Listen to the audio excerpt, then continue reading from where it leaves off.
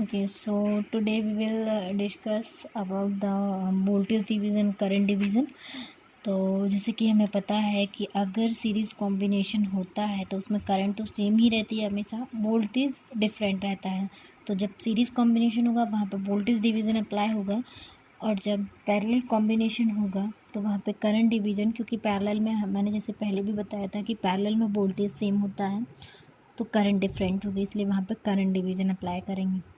Okay, और इसके पहले एक और चीज़, जैसे कि वैसे तो ये सॉल्व है क्वेश्चन, लेकिन फिर भी मैं बता रही हूँ। जैसे ये वाला क्वेश्चन है और इसमें पूछा ये है कि जो V है वो बताओ, है ना। तो नॉर्मली हम क्या करते हैं, KVL अप्लाई करते हैं, तो फाइंड कर लेते हैं। अब जैसे इसमें हम अप्लाई करेंगे तो V इक्वल टू क्या होगा, 2 × 2 4 + 5, लेकिन इसके अक्रॉस का वोल्टेज हमें पता नहीं है। और ऐसा जब तक क्वेश्चन में स्पेसिफाई ना करें कि जो वोल्टेज है अक्रॉस करंट ज़ीरो है या नहीं दिया है, तब तक हम उसको ऐसे कंसीडर नहीं करते हैं कि ये ज़ीरो है, क्योंकि ये प्रैक्टिकल करंट सोर्स है तो उसके अक्रॉस वोल्टेज ज़ीरो है ऐसा हम नहीं ले सकते। इसलिए इस सर्किट का वोल्टेज हम फाइंड नहीं कर सकते, क्योंकि इसके अक्रॉस वोल्टेज हमें पता नहीं है। अगर उन्होंने दे दिया कि इसके अक्रॉस वोल्टेज 1 वोल्ट है या 2 वोल्ट है तो हम इजीली इसको फाइंड कर सकते हैं। ओके, इसलिए इसमें फाइंड नहीं कर पाएंगे। और अच्छा हाँ, सीरीज़ कॉम्बिनेशन की बात करते तो जैसे ये है, 2 रजिस्टर सीरीज़ में कनेक्ट हैं, तो अब हमें पता है कि करंट तो उसमें सेम होगी, वोल्टेज चेंज होगा। तो ये वोल्टेज हमने मान लिया R1 के अक्रॉस V1 है, R2 के अक्रॉस V2 है। और अब डायरेक्टली मैं बता दूंगी तो बार बार सॉल्व नहीं करना पड़ेगा, लेकिन मैं एक बताती हूँ सॉल्व करके कि कैसे किया मैंने। देखो, सीरीज कॉम्बिनेशन है तो जो V है टोटल वोल्टेज वो क्या होगा, V1 + V2 होगा, और V इक्वल टू IR होता है। इसमें करंट फ्लो हो रही है I। ओके, तो इसमें इसके V1 जो होगा वो क्या हो जाएगा, IR1, that is voltage drop across R1, और प्लस में IR2, voltage drop across R2। या इधर से हमने I की वैल्यू फाइंड की, बाय V/R1 + R2। अब हम क्या करेंगे, इसी इक्वेशन से हमें अब फाइंड करना है V1। ठीक है, तो V1 क्या हो जाएगा, V - V2। V को हमने सेम रहने दिया, V2 की जगह IR2 रखा। ओके, फिर हमने इधर से फर्स्ट इक्वेशन से I की वैल्यू पुट की तो R2/R1 + R2 × V आया। और जब हमने इसको सॉल्व करा इधर से तो हमें मिला कि V1 जो है क्या आ रहा है, V × R1/R1 + R2। ऐसे ही सेम हम लोग कैपेसिटर के केस में भी सॉल्व करेंगे, तो आप कर भी सकते हो सॉल्व। तो इसको भी मैंने ऐसे सॉल्व किया है, तो इसमें अपोजिट आया है ना।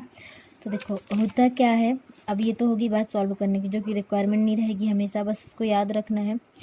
तो जब भी हम लोग सीरीज़ कॉम्बिनेशन की बात करते हैं, दैट इज़ वोल्टेज डिवीज़न की बात करते हैं, तो जैसे हमें V1 निकालना है तो वो होगा क्या, total voltage into R1 / sum of resistance. ठीक है, तो यह V1 = V × R1/R1 + R2। अब ऐसे V2 निकालना है तो क्या हो जाएगा, VR2/R1 + R2। सेम इंडक्टर में भी रहता है कि V1 जो होगा V × L1/L1 + L2, V2 जो होगा V L2/L1 + L2। कैपेसिटर में ऐसे होता है कि अगर हमें V1 निकालना है तो हम अपोजिट कैपेसिटर लेते हैं। देखो जैसे मैंने सॉल्व भी कराया इधर पे, ये रहा।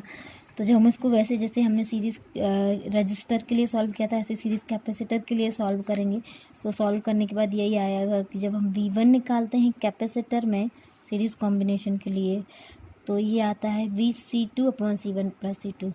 मतलब सिंपल ये है कि जब हम रजिस्टर की बात करेंगे तो जो भी वोल्टेज निकालना है जिस रेजिस्टेंस के करस्पॉन्डिंग, टोटल वोल्टेज में उस रेजिस्टेंस का मल्टीप्लिकेशन होगा डिवाइडेड बाय सम होगा रेजिस्टेंस का। ओके, और कैपेसिटर में अगर हम बात करेंगे तो हमें अगर V1 फाइंड करना है तो अपोजिट वाला कैपेसिटर आएगा इंटू V/ टोटल कैपेसिटेंस। ठीक है, ओके। और अब हम बात करते हैं पैरेलल की। तो पैरेलल के लिए भी मैंने सॉल्व करा है, ये है, और आप बाकी के लिए भी चाहो तो सॉल्व कर सकते हो। तो पैरेलल में क्या रहेगा, करंट का सम वो होगा, वोल्टेज तो सेम ही रहेगा, करंट डिफरेंट रहेगा। तो टोटल I जो होगा इधर वो I1 + I2 होगा। उसको मैंने सॉल्व किया, V/R1 + V/R2, I = VR1 + R2/R1 R2। तो इधर से मैंने V फाइंड किया, और अब हमें चाहिए है I1। वो क्या हुआ, I - I2, इधर I2 की वैल्यू पुट की और इधर से I की वैल्यू सब्स्टिट्यूट करेंगे, सॉरी V की वैल्यू सब्स्टिट्यूट करेंगे। तो ये सॉल्व करने के बाद क्या आएगा, I1 जो आएगा IR2/R1 + R2 आएगा। तो बात ये है कि अगर हम सीरीज रजिस्टर की बात करते हैं तो वोल्टेज जब निकालना होगा तो जिस रजिस्टर के अक्रॉस निकालना होगा उस रजिस्टर का मल्टीप्लिकेशन करेंगे टोटल वोल्टेज में divided by sum of resistance आएगा। तो सम ऑफ रेजिस्टेंस या है इंडक्टेंस हो या कैपेसिटेंस हो, नीचे तो सम ही आएगा चाहे कुछ भी हमें फाइंड करना हो। बस याद रखने का ये है कि अगर सीरीज कॉम्बिनेशन है तो वोल्टेज हमें जिस रजिस्टर के अक्रॉस निकालना उसका मल्टीप्लिकेशन होगा, और कैपेसिटर की अगर हम बात करते हैं तो उसके अपोजिट वाला कैपेसिटर लेंगे। जैसे हमें V1 निकालना है तो C2 लेंगे। और अगर हम पैरेलल कॉम्बिनेशन की बात करते हैं जो हमें I1 I2 निकालना है, तो अगर हम I1 फाइंड कर रहे हैं तो R2 से मल्टीप्लिकेशन होगा और सम ऑफ रजिस्टर तो आएगा ही, और I2 अगर निकालना है तो R1 से मल्टीप्लिकेशन होगा। और सेम ऐसे ही इंडक्टर के लिए आएगा, और कैपेसिटर के लिए इधर जस्ट अपोजिट हो जाएगा। आप चाहो तो सॉल्व करोगे तो वो भी आ जाएगा। तो कैपेसिटर के लिए इधर जस्ट अपोजिट हो जाएगा। जैसे वोल्टेज डिवीज़न में होता था रजिस्टर के लिए, वैसे इधर के I1 अगर निकालना है तो C1 आएगा इसमें, और I2 निकालना है तो C2 आएगा। तो बस ये है। और हाँ, ये है शॉर्टकट मान सकते हो कि याद रखना कि अगर R रजिस्टर पैरेलल में कनेक्ट है तो R इक्विवेलेंट अगर निकालना है तो n टाइम्स कनेक्ट है अगर R रजिस्टर, तो जो R इक्विवेलेंट होगा वो R/n होगा। चाहे तो आप पैरेलली उसको लिख के सॉल्व कर लो या फिर इसको याद रख लो। और जब कैपेसिटर सीरीज में कनेक्ट होंगे n टाइम्स तो वो क्या होगा, C/n होगा, C इक्विवेलेंट। ओके, अब है कुछ क्वेश्चंस। तो इसमें यह है कि मैं सॉल्व अलग से नहीं करूँगी, इसी में बता दूँगी। इन्होंने बोला कि इक्विवेलेंट रेजिस्टेंस फाइंड करना बिटवीन द टर्मिनल AB, और ये हम इसलिए सीख रहे हैं क्योंकि आगे अभी हम थ्योरम्स पढ़ेंगे। तो थ्योरम्स में होता क्या है कि चाहे थेवेनिन्स नॉर्टन्स इन सब में क्या रहता है, इक्विवेलेंट इम्पीडेंस रेजिस्टेंस निकालना रहता है। तो इसलिए हम लोग अभी इसको सीखते हैं कैसे निकालते हैं। तो देखो जैसे ये वाला है ये क्वेश्चन, तो अब इसमें यह है कि सीरीज पैरेलल कॉम्बिनेशन है, उसको सॉल्व करना है। ठीक है, तो अभी हम जैसे इधर देखते हैं इसी वाले क्वेश्चन को, तो हमने देखा कि ये वाला पॉइंट सेम है। तो जब हम पॉइंट मार्क कर देते तो इजी होता है सॉल्व करने में। ठीक है, तो जैसे हमने पॉइंट AB टर्मिनल इन्होंने दे रखा था, तो मैंने देखा कि ये तो शॉर्ट ही है तो B ही होगा। ये भी शॉर्ट है, इधर कोई रजिस्टर कनेक्ट नहीं, तो ये पॉइंट भी B होगा। इधर भी शॉर्ट है, कोई भी रजिस्टर कनेक्ट नहीं है, तो ये भी B होगा। ओके, अब हम करेंगे क्या, इसको रीड्रॉ कर लेंगे बिटवीन AB, है ना। तो हमने देखा कि जैसे हम लोग बात करते A से B के बीच में, ठीक है, ये 10 ओम तो है ही। अब A से B, इस पॉइंट से B के बीच में 3 ओम भी है, लेकिन हमने क्या देखा कि इसी सेम पॉइंट से 2 रजिस्टर कनेक्ट है और दोनों ही B से कनेक्ट है, तो हम इनको अलग अलग पैरेलली कनेक्ट कर सकते हैं। जैसे ये 3 है, इस पॉइंट और B के बीच में कनेक्ट है, और ये 6 ओम जो है वो भी इस पॉइंट और B के बीच में कनेक्ट है, तो मैंने इसे ड्रॉ कर दिया। अब ये 1 ओम बचा। सेम ऐसे ही एक पॉइंट ये इसी पॉइंट से और पॉइंट B के बीच में 2 रजिस्टर पैरेलली कनेक्ट है, मैंने ये लिख दिए। ओके, और ये 1 और 5 था। ये अब इजी हो गया इसको सॉल्व करना, ये दोनों पैरेलल में है रजिस्टर, तो आपको पता है पैरेलल में कैसे सॉल्व करते हैं, R इक्विवेलेंट, है ना। तो वो सॉल्व किया हमने। ओके, तो ये है कि एक बार मैं बता देती हूँ जैसे नहीं किसी को पता, कि R इक्विवेलेंट अगर निकालना है किसके सीरीज़ कॉम्बिनेशन में, तो क्या हो जाता है, सम हो जाता है सारे रजिस्टर्स जो कनेक्ट रहते हैं। और अगर पैरेलल की बात करते हैं तो उसमें जो R इक्विवेलेंट निकालना है वो कैसे होता है, 1/R equivalent equal to 1/R1 plus 1/R2 plus 1/R3 plus up to n तक जितने भी रजिस्टर्स कनेक्ट हैं उसको सॉल्व ऐसे करते हैं। लेकिन for the sake of simplicity हम लोग ऐसे लेते हैं कि अब इसको आप सॉल्व करेंगे तो आ जाएगा, बाकी हम लोग 2 रजिस्टर के लिए फाइंड करते हैं। ठीक है, तो मैं 2 रजिस्टर के लिए फाइंड करके बता देती हूँ कि अगर 2 रजिस्टर्स हैं पैरेलल में तो वो कैसे आएगा। तो 1/R equivalent equal to 1/R1 plus 1/R2, तो ये हो जाएगा R2 प्लस R1/R1R2, एलसीएम लिया तो जो R इक्विवेलेंट आएगा इधर ऐसे, वो क्या हो जाएगा, R1/R2 प्लस R2, ये है। तो इधर भी सेम ऐसे ही है, ये दोनों पैरेलल कनेक्ट हैं, तो ये पैरेलली कनेक्ट है, तो 3 और 6 का पैरेलल जब हम निकालेंगे तो 3 × 6/3 प्लस 6 दैट इज़ 18/9, तो ये 2 ओम आया। सेम ऐसे इसको भी हम लोग फाइंड करेंगे, 12 × 4/12 प्लस 4 ये, ठीक है। तो ये आ गया 3 ओम, ये आ गया। उसके बाद में हमने क्या किया, इस पूरे कॉम्बिनेशन को एक रजिस्टर से रिप्लेस करा, इसको भी और ये 6, तो ये दोनों अगेन पैरेलल में है। तो हमने अभी फाइंड किया था कि 3 और 6 का पैरेलल कॉम्बिनेशन 2 आता है, 2 आया। उसके साथ ये सीरीज़ कनेक्टेड है तो 2 + 1 3 हो जाएगा। उसके बाद जो है सर्किट कैसा बन जाएगा, ये 10 ओम, ये 2 ओम, इसके पैरेलल में ये 3 ओम। तो अब इन दोनों का पैरेलल कॉम्बिनेशन निकालेंगे, उसके साथ ये सीरीज़ में हो जाएगा, तो ये हो जाएगा 10 ओम और एक रजिस्टर ये आ जाएगा, ये ए बी टर्मिनल के बीच में है, तो ये हम निकालते हैं 2 × 3/2 + 3 6/5, ठीक है। तो ये आ गया 6/5 और 10, तो आर ए बी जो आएगा वो क्या आ जाएगा 10 + 6/5, तो ये हमारा टोटल रेजिस्टेंस आ गया। ओके, अब हम ऐसे ही बात करते हैं इस वाले क्वेश्चन की, ठीक है।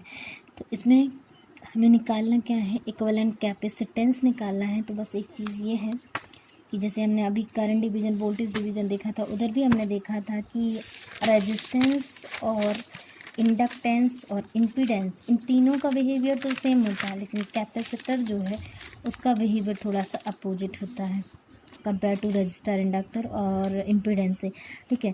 तो अगर सीरीज़ में कैपेसिटर्स कनेक्ट हैं, है ना, तो उसको हम कैसे फाइंड करेंगे, 1/C equivalent = 1/C1 + 1/C2 + up to n तक, है ना।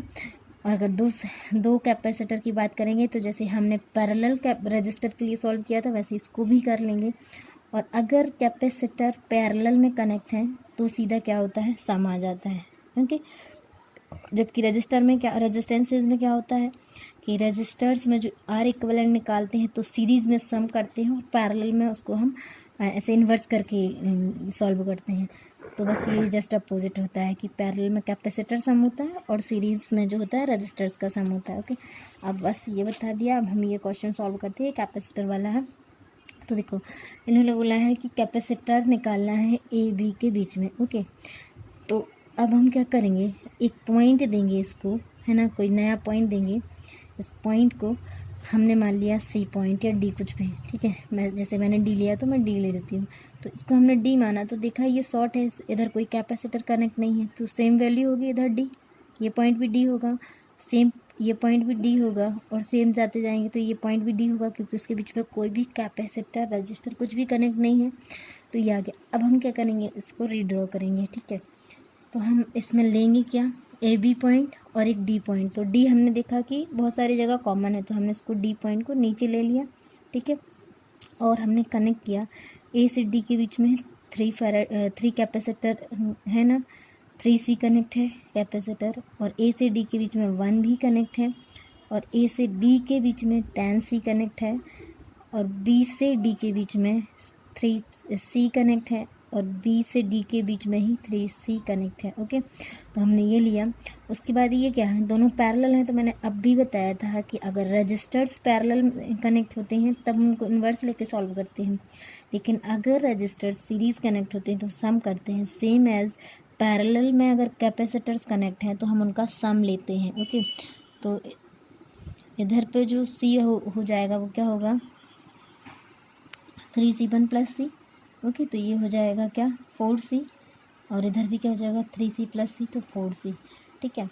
ये हुआ। अब उसके बाद में ये दोनों एक ही पॉइंट के बीच में कनेक्ट है ना, तो ये क्या हुआ, सीरीज़ कनेक्ट हुए, इनके बीच में कोई भी पॉइंट कनेक्ट नहीं। जैसे मैं इधर B पॉइंट लेती भी, सॉरी C पॉइंट लेती भी हूँ, तो भी क्या होगा कि ये दोनों ही सेम पॉइंट से कनेक्ट, मतलब सेम उससे कनेक्ट है, सीरीज़ कनेक्टेड है। अब जब सीरीज़ कनेक्टेड है तो पैरेलल जैसे सॉल्व होंगे, तो 4C और 4C सीरीज़ कनेक्टेड है, तो हम इनको सॉल्व कैसे करेंगे, 4C × 4C upon 4C + 4C, ठीक है। तो ये हो जाएगा 4C, एक सेकेंड, 4C/2, तो ये आ जाएगा 2C, है ना, 4C, हाँ ठीक है 4C/2, हाँ ठीक है। तो ये हो जाएगा 2C। और ये तो हुआ इसको सॉल्व करने का, ठीक है। जैसे उसमें हम पैरेलल रजिस्टर को सॉल्व करते थे, दो रजिस्टर जब पैरेलली कनेक्ट रहते थे तो ऐसे लेते थे R1 R2 upon R1 plus R2 जब पैरेलल कनेक्ट थे। लेकिन कैपेसिटर्स जब सीरीज़ कनेक्टेड हैं तो क्या लेंगे, C1 C2 upon C1 plus C2, ठीक है। तो ये हुआ। बाकी मैंने एक शॉर्टकट भी बताया था कि जब n टाइम्स कैपेसिटर्स जो हैं वो सीरीज़ कनेक्टेड हों तो हम जो C इक्वलेंट लेते हैं वो C/n लेते हैं। तो हमने देखा कि दो ही कैपेसिटर कनेक्ट थे, तो ये क्या हो जाएगा, C की वैल्यू 4C है डिवाइडेड बाय 2, तो 2C इधर से ऐसे भी आ गया, ठीक है। तो बार बार आपको सॉल्व नहीं करना पड़ेगा। उसके बाद है क्या, ये 2C हो गया, उसके पैरेलल 10C है तो सीधे ऐड कर देंगे, तो that will become 12C। Okay, अब हम लोग बात करते हैं अगले क्वेश्चन की। तो इस क्वेश्चन में क्या है, ये तो और भी इजी है। इसमें तो दिख ही रहा, ये पॉइंट, तो ये पॉइंट जो है सेम पॉइंट है, ये वाला पॉइंट और ये वाला पॉइंट, ठीक है। तो पहले तो हमने ये देखा कि इस पॉइंट के बीच में और इस पॉइंट के बीच में दो इंडक्टर कनेक्ट हैं पैरेलली। तो जैसे रजिस्टर के लिए होता है कि अगर n रजिस्टर्स जो हैं वो सीरीज़ कनेक्टेड हैं, सॉरी पैरेलल कनेक्टेड हैं, तो डिवाइड हो जाता है वो R इक्विवेलेंट जो आता है R/n से, ठीक है। और अच्छा, ये पैरेलल इंडक्टर तुमको पैरेलल जैसे सॉल्व करेंगे, ठीक है। तो ये क्या हो जाएगा, जैसे पैरेलल रजिस्टर के लिए सॉल्व करते थे वैसे इसके लिए करेंगे। तो दो इंडक्टर हैं पैरेलली कनेक्ट हैं, सेम वैल्यू के हैं, तो डिवाइडेड बाय 2 हो जाएगा, तो वो 5 आ जाएगा। या फिर आप सॉल्व भी कर सकते हो कि 10 × 10 अपॉन 10 + 10, ठीक है। तो 100 अपॉन 20 दैट विल बिकम 5, ऐसे भी सॉल्व कर सकते हैं, ठीक है। तो ये जो दोनों हैं क्या बन जाएंगे, दोनों पैरेलली कनेक्ट है, चाहे तो आप अलग से कनेक्ट भी कर सकते हो, अदरवाइज वो दिख ही रहा है। तो ये दोनों पैरेलल कनेक्ट है, ये दोनों पैरेलल कनेक्ट है, तो ये 5 देगा। और ये 20 जो है वो भी डिवाइडेड बाय 2 हो जाएगा, तो 10 आएगा। उसके बाद अब क्या होगा, ये 5 सीरीज़ कनेक्टेड है तो ये 10 हेनरी बन गया। उसके साथ ये पैरेलल कनेक्टेड है 10H। तो अब ये दोनों 10 पैरेलली कनेक्ट है, तो हमने अभी जैसे सॉल्व किया था पैरेलल है तो डिवाइडेड बाय 2 हो जाएगा, क्योंकि दो इंडक्टर पैरेलली कनेक्ट है, ठीक है। तो वही है कि L इक्विवेलेंट जो है L/n हो गया। तो ये 5 हेनरी आया। उसके बाद में ये फिर अगेन 5 सीरीज़ कनेक्टेड हो गया, तो ये क्या हो जाएगा, 10 हो जाएगा। और 10 पैरेलल, तो उससे क्या बचेगा 5, तो 10 और 5, तो ये टोटल जो है वो कितना हो जाएगा 15 हेनरी। ओके, ये वाला क्वेश्चन बहुत अच्छा है। इस क्वेश्चन में भी R इक्विवेलेंट निकालना है, बस डाउट ये हो जाता है हमें देख के ही क्वेश्चन कि यार ये ब्रांचेस तो इनफाइनाइट टाइम्स कनेक्टेड हैं, तो हम कैसे सॉल्व करेंगे। तो देखो, अब अगर समंदर से एक बूंद पानी निकाल दो तो कम हो जाएगा क्या, नहीं होगा ना। तो वैसे ये भी है कि जब इनफाइनाइट टाइम्स ये सेम ब्रांचेस ऐसे ही कनेक्टेड हैं, तो अगर हम इतने को निकाल भी देंगे तो कुछ फ़र्क पड़ेगा नहीं, पड़ेगा ना। तो सेम ऐसे ही है। तो हमने करा क्या इसको, अब बात ये है कि अगर हम इधर से फाइंड करेंगे तो भी हमें R इक्विवेलेंट मिलेगा, क्योंकि तो इनफाइनाइट टाइम्स कनेक्टेड है। और अगर हम इधर से निकालेंगे इतना कम करने के बाद तब भी R इक्विवेलेंट मिलेगा।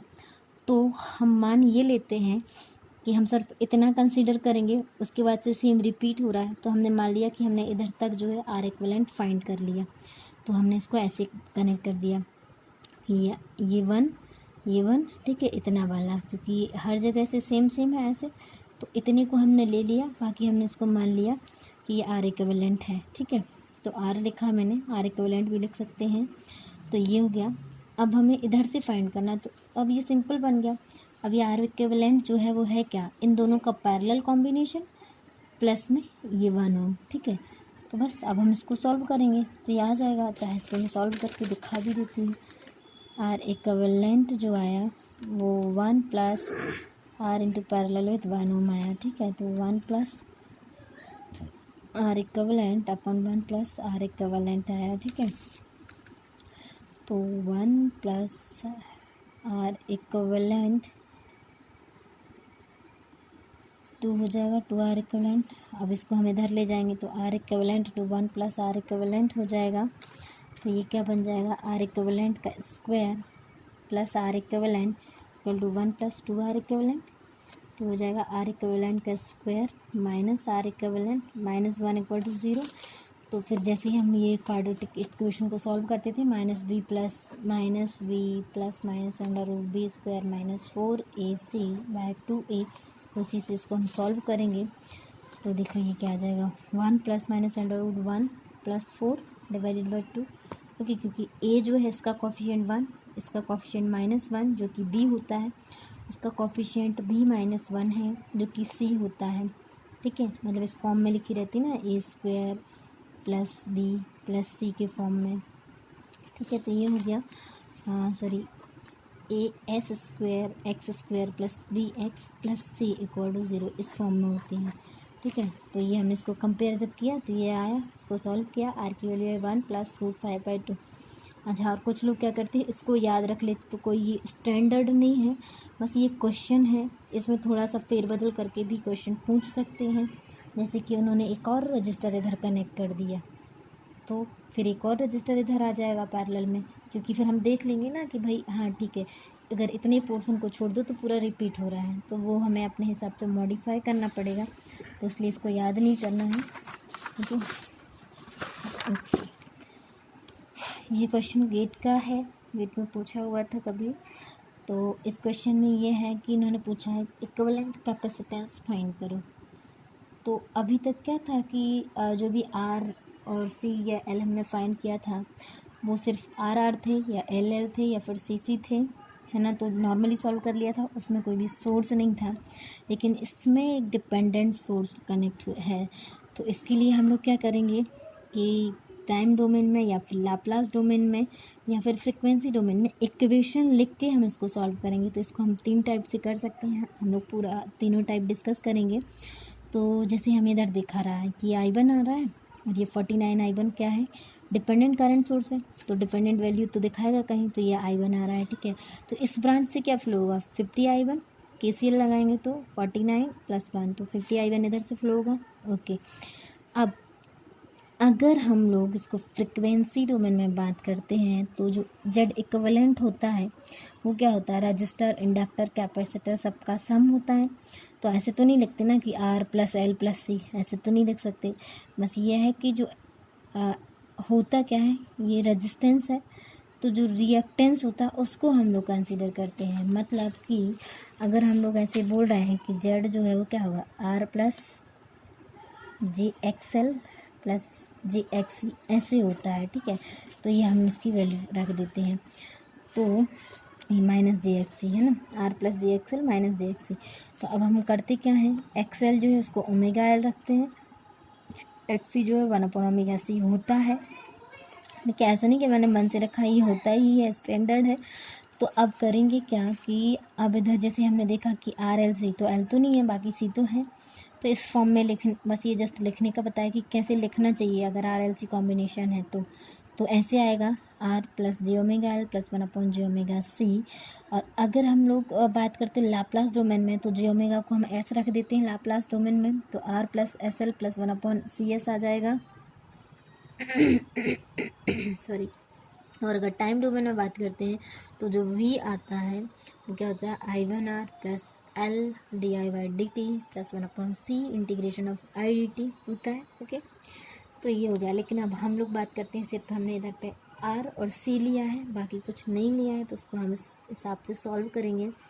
तो अब हम बात करते हैं इस वाले की, हम इसमें क्या अप्लाई कर रहे हैं, इस लूप में KVL अप्लाई कर रहे हैं। ठीक है, तो जो V है, ओके, तो हम लोग बात कर रहे थे इसमें KVL लगाने की, तो V = क्या हो जाएगा, 100 I1 + अब हम ये बोल देते हैं कि ऐसे थोड़ा सा डाउट लगे इसलिए हम लोग बोल देते हैं कि voltage drop across the capacitor. ठीक है, that is V = 100 I1 + VC। ठीक है, तो VC जो होगा वो क्या होगा, जैसे रजिस्टर के अक्रॉस होता है तो IR होता है, वैसे ही अगर कैपेसिटर के अक्रॉस होता है तो IXC होता है। ठीक है, तो क्या हो जाएगा, I/jωc। ठीक है, तो ये हो जाएगा I/jωc। ठीक, तो वैसे ही मैंने लिया है। इसमें करंट क्या है, अब इधर I तो नहीं है ना, करंट जो हम बात कर रहे थे, ये 50 I है इसके क्रॉस करंट, तो ये 50 I आ जाएगा × 1/jωc। C की वैल्यू 100 है, ये I अब बस हमने इसको जस्ट सॉल्व किया, ठीक है। v अपॉन i1 कॉमन था, डिवाइड कर दिया, 100 प्लस 1/j⍵2 आया, ठीक है।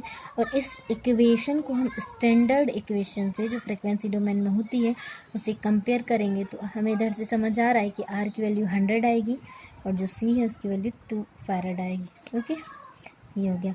अब सेकंड थिंग कि अगर हम इसी सेम क्वेश्चन को लाप्लास से करेंगे तब क्या आएगा, तो लाप्लास और फ्रीक्वेंसी डोमेन में ज़्यादा फ़र्क नहीं होता है, j⍵ रखते हैं, ठीक है। तो बस वही है। तो इसी इक्वेशन को अगर हम j⍵ को s से रिप्लेस कर दें, जब लाप्लास पढ़ेंगे तो और अच्छे से क्लियर हो जाएगा।